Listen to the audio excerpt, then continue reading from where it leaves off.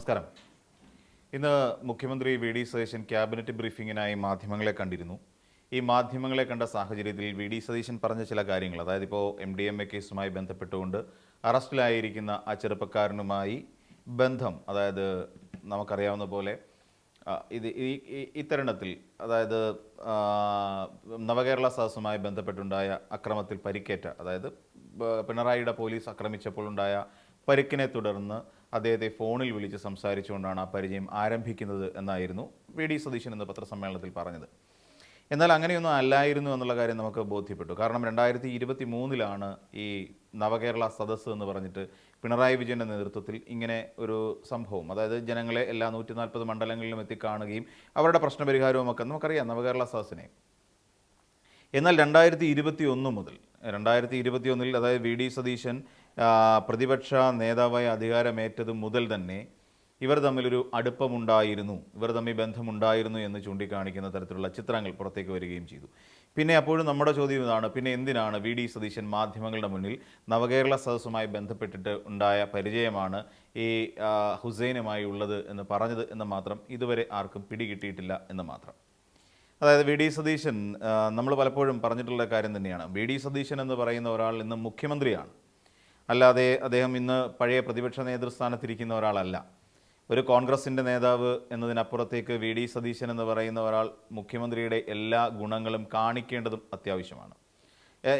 നമ്മളെല്ലാവരും സാധാരണ എല്ലാവരും പ്രതീക്ഷിച്ചിരുന്നത് ആ ചെറുപ്പക്കാരനെ അറിയില്ല എന്ന് പറയുമെന്ന് തന്നെയായിരുന്നു. പക്ഷേ അങ്ങനെയല്ല, അറിയാം, നന്നായി അറിയാം.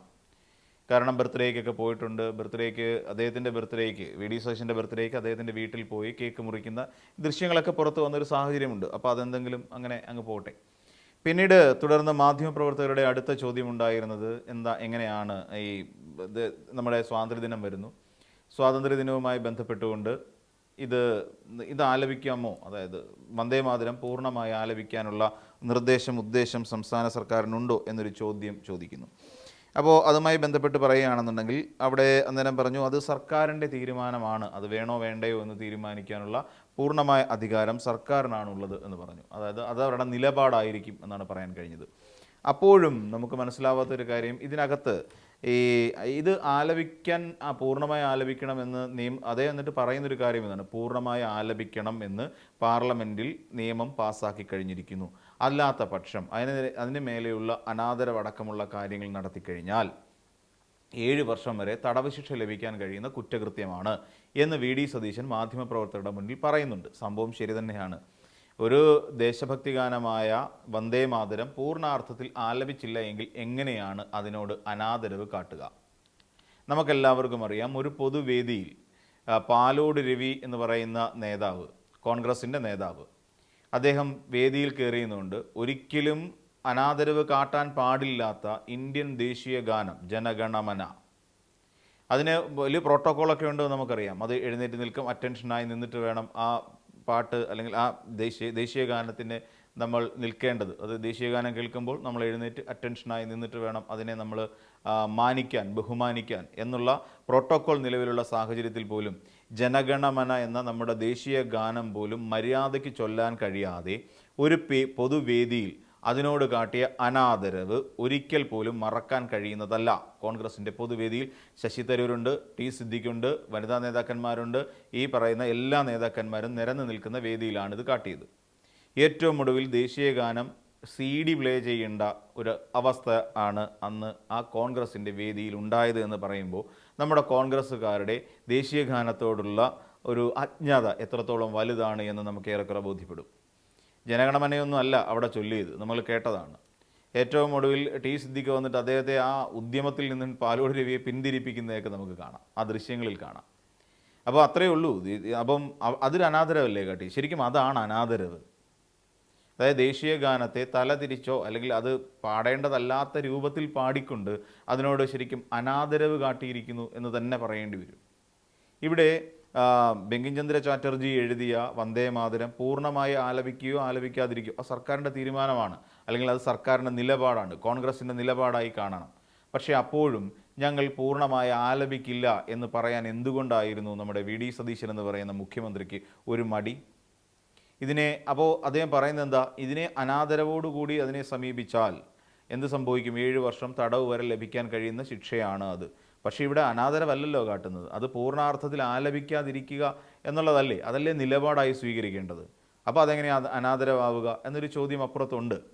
അപ്പോൾ സ്വാഭാവികമായും നമ്മൾ മനസ്സിലാക്കേണ്ടത് വി.ഡി. സതീശൻ എന്ന് പറയുന്ന മുഖ്യമന്ത്രിയെ സംബന്ധിച്ചിടത്തോളം അത് പാടണം, അല്ലെങ്കിൽ ആ ദേശഭക്തി ഗാനം പൂർണ്ണമായി ചടങ്ങുകളിൽ, ഔദ്യോഗിക ചടങ്ങുകളിൽ പാടും എന്നുള്ളത് തന്നെയാണ് ഈ പറയുന്ന നിയമം മൂലം ആ നിയമത്തിനെ കൂട്ടുപിടിച്ചുകൊണ്ട് വി.ഡി. സതീശൻ നടത്തിയിരിക്കുന്നത്. എന്ന് വെച്ചാൽ പച്ചയ്ക്ക് പറഞ്ഞാൽ കേന്ദ്ര സർക്കാർ പറയുന്ന ഒരു നീതി നിഷേധത്തിനും ഞങ്ങൾ തയ്യാറേ അല്ല എന്നുള്ളത് തന്നെയാണ്. നീതി നിഷേധമല്ല, അവർ പറയുന്നതെല്ലാം റാൻ മൂളി കേട്ട് നിന്നുകൊണ്ട് എല്ലാം അനുസരിക്കും എന്നുള്ളത് തന്നെയാണ് വി.ഡി. സതീശൻ്റെ ആ ഒരു മറുപടിയിൽ നിന്ന് നമ്മൾ മനസ്സിലാക്കേണ്ടത് എന്ന് ചുരുക്കം.